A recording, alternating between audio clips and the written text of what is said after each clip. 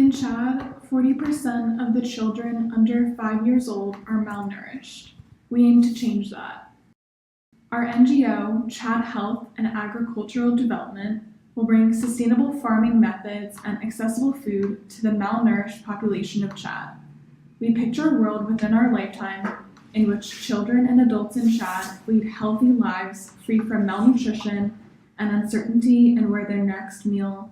Some of the greatest modern issues faced by Chad are food insecurity and extreme rates of malnutrition. In 2018, the number of children suffering from severe acute malnutrition, or SAM, and requiring hospitalization has increased 45% compared to previous years.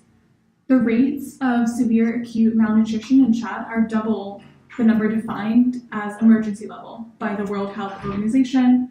Chad is especially vulnerable to food insecurity in June and July due to lack of fertile land and proper climate, including the desertification of Lake Chad, the country's primary source of potable water. The country's state of emergency has many effects on the population, including chronic poverty, low resilience, and insufficient resources. The leading cause of mortality for women in Chad is maternal malnutrition caused by insufficient food consumption, diets low in nutritional value, and frequent infections.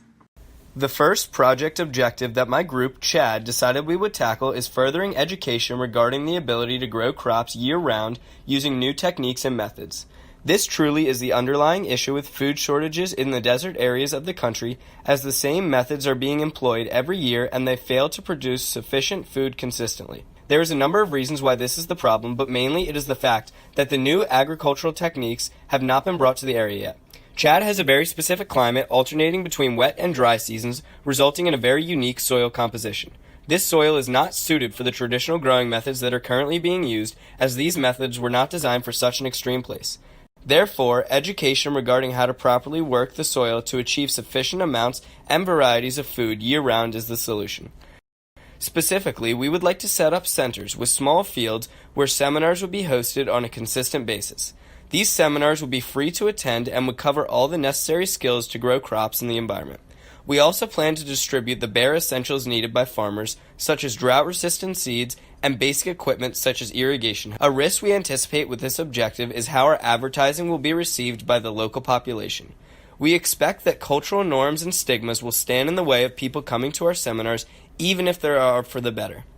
We plan to mitigate this risk by partnering with established and respected organizations already in the area, such as Africare and Farm Africa. Our second objective is to target the health of Chad's vulnerable population, mothers-to-be, pregnant women, and young children. According to the Borgen Project, Chad has one of the highest rates of maternal mortality in the world, a rate of 6.7%, or 1 in 15 women. By guaranteeing mothers and children have the proper nutrition and essential vitamins through priority access to these resources, we can slow malnutrition, which begins with mothers and creates a positive feedback cycle as these children eventually become mothers. By creating new generations of healthy populations, we can help to prevent birth defects and child death. A potential risk that we anticipate is the cultural barrier. Chad has a patriarchal culture which has tendencies that may inhibit resources from getting to or prioritizing mothers. We plan on mitigating this risk by partnering with women's centers from other organizations already impacting women in Chad. We plan on partnering with these centers to provide women with prenatal vitamins and essential nutrition.